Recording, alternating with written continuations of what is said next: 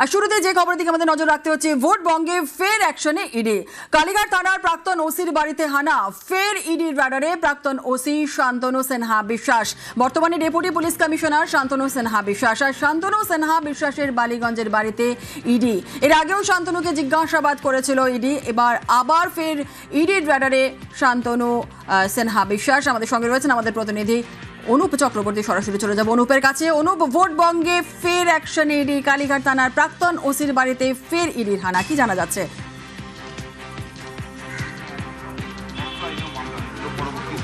সকাল থেকে ইডির পক্ষ থেকে তল্লাশি অভিযান শুরু হয়েছে। এই যে শান্তনু সিনহা বিশ্বাসের যে বাড়ি, সেই বাড়িতে ইতিমধ্যে ইডির পক্ষ থেকে ইডির 6 জন আধিকারিক প্রথমে এসে পৌঁছয়। তারপরে কেন্দ্রীয় বাহিনীর জওয়ানদেরকে নিয়ে তারা ইডির দপ্তর থেকে এখানে সরাসরি এই শান্তনু সিনহা বিশ্বাস, যিনি কালীঘাট থানার প্রাক্তন ওসি ছিলেন, বর্তমানে ডিসি পদমর্যাদা অফিসার, এবং তার বাড়িতে ইতিমধ্যে ইডির যে আধিকারিকদের গাড়ি, সেই গাড়ি যেমন লক্ষ্য করতে পারছো, এবং ফার্স্ট ফ্লোরেই শান্তনু সিনহা বিশ্বাস তিনি থাকেন, এবং এখানেই বালিগঞ্জ ফার্ম রোড, সেখানেই মূলত ইডির পক্ষ থেকে আজ তল্লাশি অভিযান শুরু হয়। মূলত সোনাপাপ্পু যে জমি জালিয়াতির ঘটনা, সেই ঘটনায় এক ব্যবসায়ীর বাড়িতে যখন তল্লাশি করা হয়, সেখান থেকে বেশ কিছু নথি উদ্ধার হয়েছিল, এবং সেখান থেকে কিন্তু এই শান্তনু সিনহা বিশ্বাস, যিনি কালীঘাট থানার প্রাক্তন ওসি, বর্তমান ডিসি পদমর্যাদা আধিকারিক, তার নাম উঠে আসে, এবং সেখানে বেশ কিছু ইনভেস্টমেন্ট সংক্রান্ত তথ্য উঠে এসেছিল।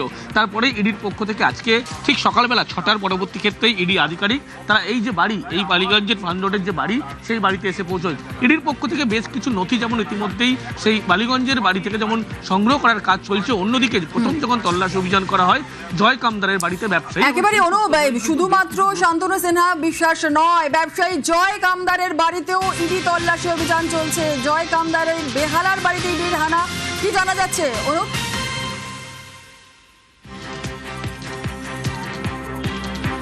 তো ব্যবসায়ী জয় কামদার, তার বাড়ি থেকে বিপুল পরিমাণ কিন্তু এর আগে ইডি যখন তল্লাশি অভিযান করেছিল 1 কোটিরও বেশি টাকা উদ্ধার করতে পেরেছিল, এবং সেখানে তার অফিস থেকে বেশ কিছু গুরুত্বপূর্ণ যে নথি উদ্ধার করতে পেরেছিল, সেখানে কিন্তু বেশ কয়েকজন আইপিএস আধিকারিক তাদের নাম উঠে এসেছিল।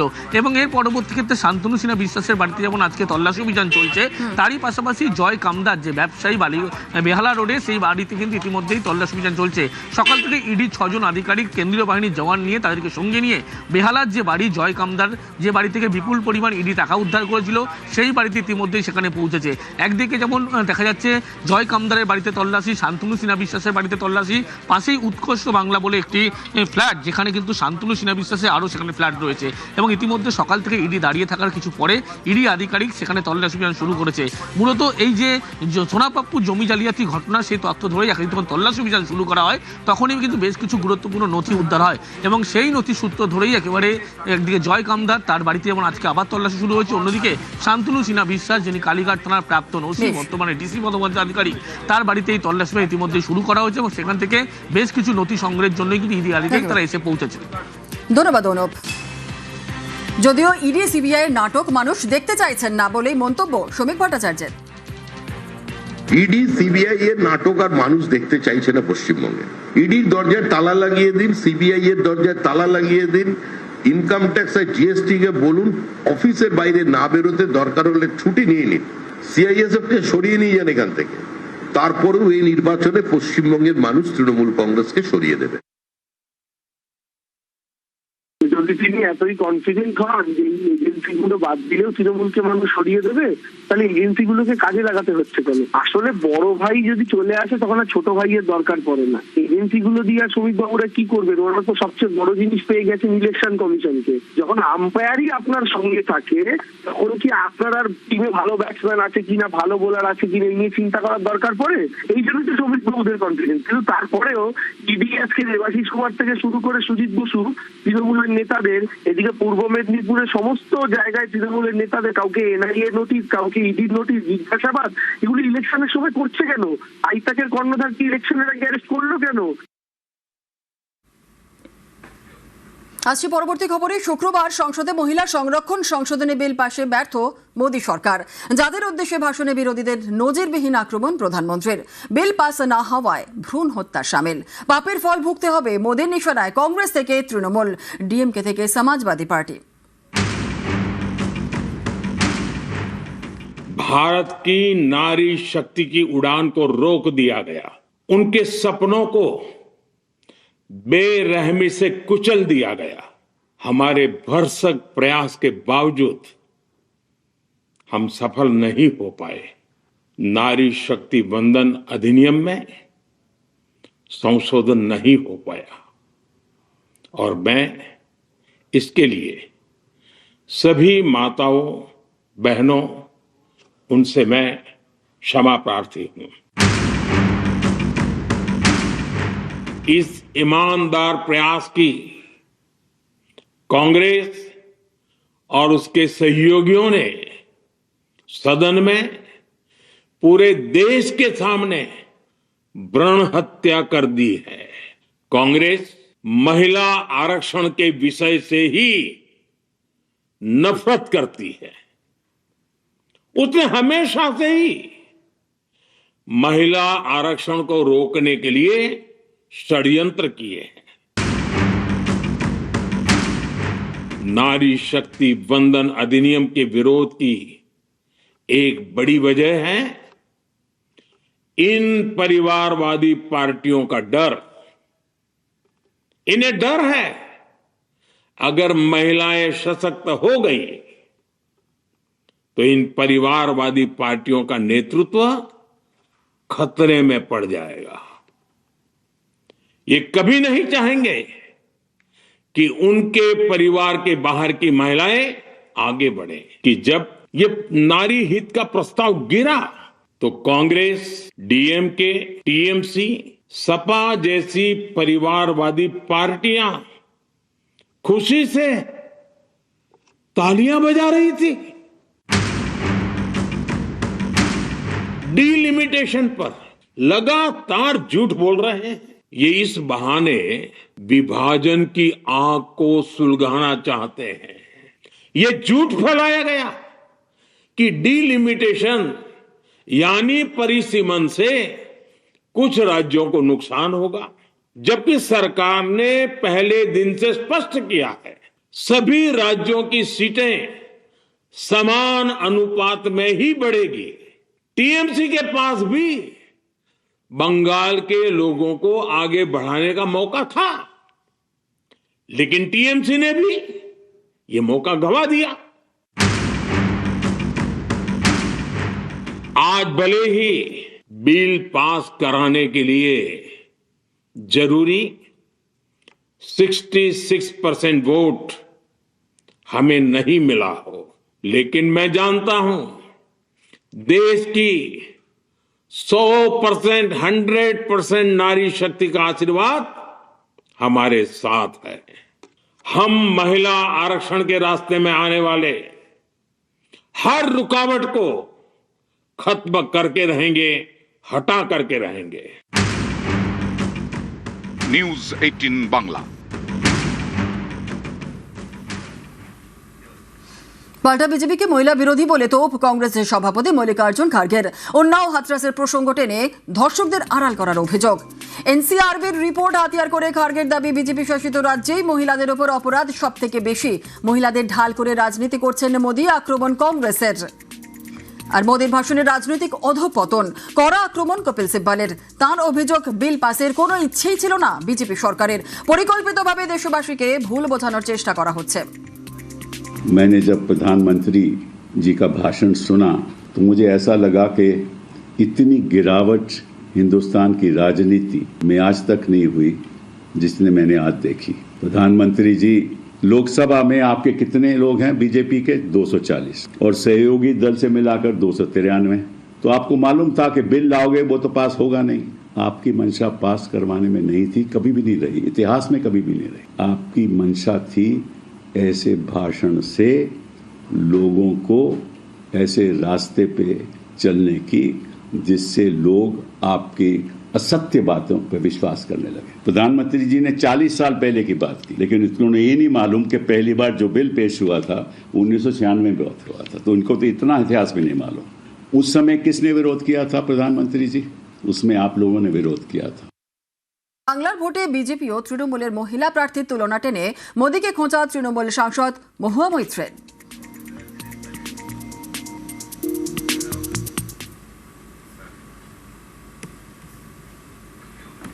বিরোধী জোট একাট্টা হতেই লোকসভায় সংখ্যাগরিষ্ঠতা পেল না কেন্দ্র। মহিলা সংরক্ষণ সংবিধান সংশোধনী বিল পাশে জুটল না প্রয়োজনীয় ভোট। বাংলা, তামিলনাড়ু ও আগামী বছরের উত্তরপ্রদেশ নির্বাচনের আগে জাতীয় রাজনীতিতে যা বিশাল তাৎপর্যপূর্ণ। দেশটাকে ভাগ করতে চেয়েছিল, ভঙ্গ করতে চেয়েছিল। আমাকে ওরা 20 জনকে পাঠাতে বলেছিল, আমি 21 জনকে পাঠিয়েছিলাম নির্বাচনের ক্যাম্পেইন ছেড়ে দিয়ে। তার কারণ আমরা কাল বিজেপিকে পরাস্ত করেছি, মোদির পতন শুরু হয়েছে এবং আগামী দিন জেনে রাখবেন বিজেপি হাঁটাবো। বাংলাকে টার্গেট করলে আমরা দিল্লিকে টার্গেট করি, বাংলা জয় করে দিল্লি দখল করব।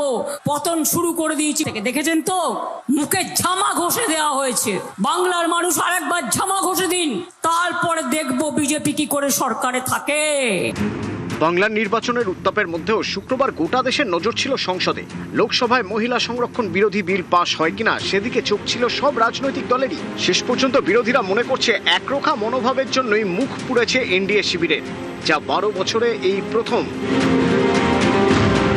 বিলের পক্ষে 298টা ভোট পড়লেও বিলের বিপক্ষে ভোট পড়ে 230টা, যেখানে বিল পাশে মোদী সরকারের দরকার ছিল অন্তত 352টি ভোট।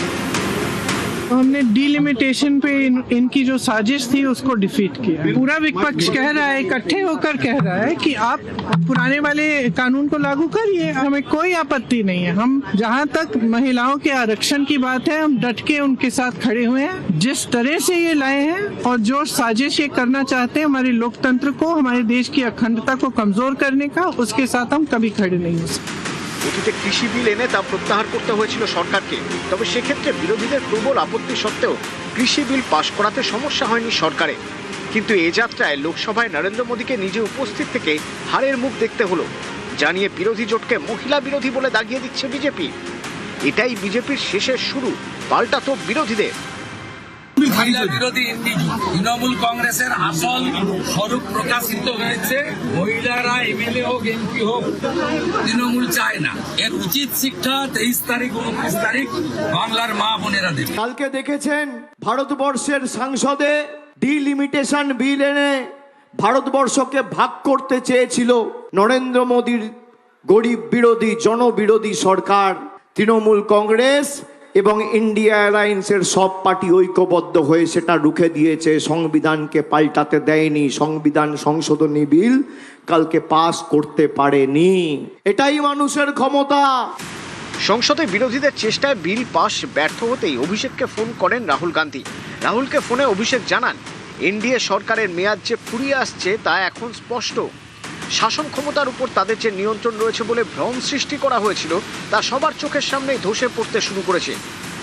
বিজেপির বিরুদ্ধে ঐক্যবদ্ধ অবস্থান নিয়ে তৃণমূল নেত্রী মমতা বন্দ্যোপাধ্যায়ের সঙ্গে ফোনে কথা বলেছেন সমাজবাদী পার্টির নেতা অখিলেশ যাদবও। বিল আটকে যাওয়ার পরে কংগ্রেস সভাপতি মল্লিকার্জুন খার্গে ফোনে কথা বলেছেন রাজ্যসভায় তৃণমূলের দলনেতা ডেরেক ওব্রায়ানের সঙ্গেও। এরই মধ্যে নারী বিদ্বেষী তকমায় বিরোধীদের কোণঠাসা করতে প্রচারে ঝাঁপাচ্ছে এনডিএ। পাল্টা চাল আইএনডিআইএ, ডিলিমিটেশন বাদ দিয়ে 23-এর বিল ফেরালেই সমর্থনের ঘোষণা প্রিয়াঙ্কার। कांग्रेस पार्टी और विपक्षियों को भारत की महिलाओं का गुस्सा झेलना पड़ेगा।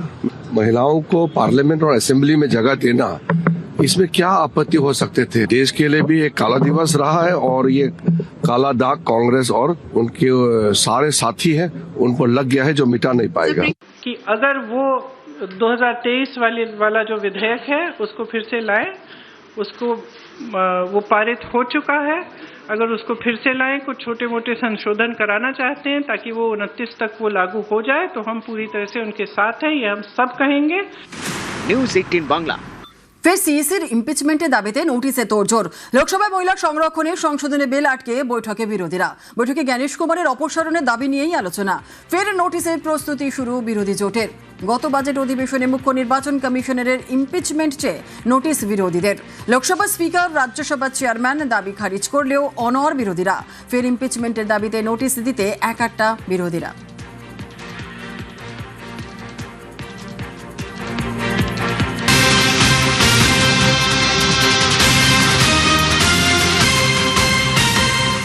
কমিশনের কাছে খুশি নয় রাজ্য বিজেপি। রাজ্যে জ্ঞানেশ কুমার থাকুন বলে দাবি শ্রমিকের। ফর্ম 7 নিয়ে অসন্তুষ্ট শ্রমিক ভট্টাচার্য। তালিকা থেকে নাম বাদে ফর্ম 7 জমা। বিজেপিকে ফর্ম 7 জমায় বাধার অভিযোগ। বিজেপি একবারও বলেনি নির্বাচনের কাজকর্মে বিজেপি সম্পূর্ণভাবে খুশি। আমরা বারবার বলেছি আমরা যে ফর্ম 7 জমা দিয়েছিলাম সেগুলো সিস্টেমে আপলোড করা হয়নি। এমনকি বিধায়ক আমাদের অগ্নিমিত্রা পালের গাড়ি থেকে ফর্ম 7 স্ন্যাচ করেছে, আগুন লাগিয়েছে, বিজেপি কর্মীদের মারধর করা হয়েছে, বিভিন্ন জায়গায় ব্যারিকেড তৈরি করে ফর্ম 7 কে জমা দিতে দেওয়া হয়নি, ফর্ম 6 কে তুলে নিয়ে যাওয়া হয়েছে, বিজেপির বিভিন্ন অফিসে রেড করিয়েছে সিআইডি কে দিয়ে। এগুলো করেছে নির্বাচন কমিশন দেখেননি? আমি তো প্রথম দিন থেকে বলছি গণেশ কুমারের কলকাতায় এসে বসা উচিত। এই ধরনের নাটকগুলো করার কারণ হচ্ছে নির্বাচন কমিশনের গায়ে যেভাবে সম্পূর্ণ দালাল বলে একটা তকমা লেগে গেছে, এবং এটা শুধু তকমা লাগা নয়, এটা বাস্তবে পর্যবসিত হয়েছে। সাধারণ মানুষ এটা বিশ্বাস করেন আজকে যে নির্বাচন কমিশন বিজেপিরই একটা শাখা সংগঠন। সেই জায়গা থেকে নির্বাচন কমিশনকে কিছু রেহাই দিতে এটা একটা ড্যামেজ কন্ট্রোল প্ল্যান, যে আমরা বিজেপি হয়ে যদি একটু নির্বাচন কমিশনকে গালাগাল করি তাহলে মানুষকে বোঝানো যাবে যে দেখো তৃণমূল গালাগাল শুধু করছে না, আমরাও করছি, তাহলে নির্বাচন কমিশন শুধু তৃণমূলের ক্ষতি করছে না, আমাদেরও করছে, ফলে এটা নিরপেক্ষ। এই ধরনের একটা নাটক, এই নাটকের বাইরে এটা আর কিচ্ছু না।